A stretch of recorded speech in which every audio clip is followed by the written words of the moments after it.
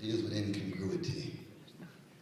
It's the first time a black person ever spoke to large numbers of free black people. 1837, Henry Highland Garnett, he stepped up, he said, never confuse the situation of black people with that of the Israelites of the Old Testament or Hebrew scripture. For black people, pharaohs on both sides of the bloody Red Seas. That's good. Sure. That's right. You got to be tragicomic. You got to sing a song. To keep on pushing the way Curtis talked about. Just sing a song to keep the spirit going. You see, the Occupy movement now is in a stage where it's getting blues-like because the attacks are becoming more vicious. The lies are becoming thicker. You have to learn something from a blues people. You have to learn how to preserve hope and give up your cheap optimism. Yeah. Hope and optimism qualitatively different. It's going to have something to do with the depths of your commitment. It's going to have something to do with the very young people that Brother Carl Dix was talking about. The ones locked into the military-industrial complex. We spent $300 billion in the last 28 years.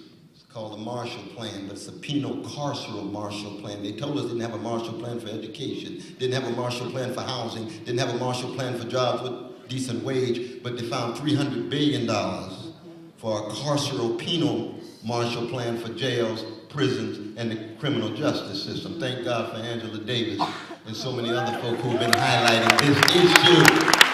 Oftentimes, voices in the wilderness, but now coming to the center. And we got to make the connection between that military-industrial complex, highly racialized, but also tied to our poor white brothers and sisters. One of the fastest groups undergoing incarceration. Poor white and sisters. Sisters. Poor, absolutely. Absolutely. Disproportionate black and brown sisters.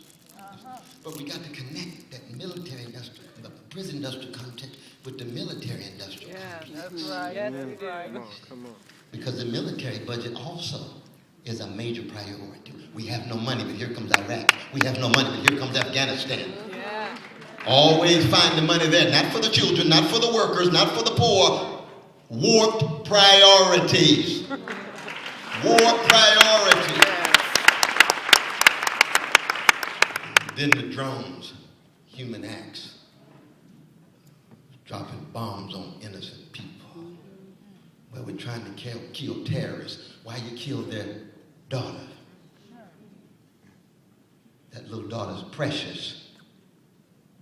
The daughter of a terrorist of whatever color is precious. 4 years old, 5 years old. She's not responsible for the choices of her father. She ought not never to be killed. I don't care which government does it. And once you move down the path to collective punishment, the next thing you know, you become so callous. Your soul has become so chilly, your conscience has become so coarse, and your heart has become so hardened that you start talking about them in terms of collateral damage rather than precious human beings. Yeah. As part of the imperial policy, we've got to talk about that. And sometimes our young folk, the only major choice they make is in the military. Then we connect it to the corporate oligarchic complex on Wall Street and corporate elites, where the wealth is hemorrhaged at the top. 1% of the population owning 40% of the wealth. The top 400 individuals in America have wealth equivalent to the bottom 150 million. Now that for me is a key sweat moment. Something just ain't right. Come on. Brother Ice is here somewhere. Where's the Brother Ice? Where's Brother Ice, the hip-hop artist? Is he still here? Where is he? There he is. Get his brother a hand. Get his brother, another artist. Serious artist. Just like Lupe Fiasco and the others. And I keep pointing out the artists because you have to play, artists must play a fundamental role in this movement. Got to play a fundamental role in this movement.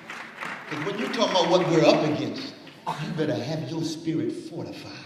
Yeah. You better have your soul so determined that nothing can turn you around, and you ought to be focusing on the love. The Occupy movement is a love movement, is not hating anybody. When I give a critique of oligarchy, I'm not talking about hating oligarchs. I'm talking about the use of oligarchic power, which is a choice.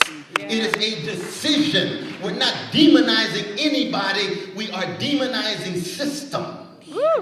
That's why none of us are purely part of the solution. We're all shot through with contradictions. There's white supremacy inside of me. There's male supremacy inside of me. There's homophobia inside of me. I've got to work it through. I've got to wrestle with it. That's where the courage to imagine and empathize plays a fundamental role.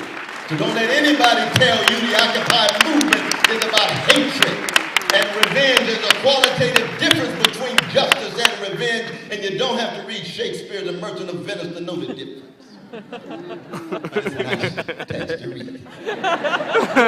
Powerful text for the distinction.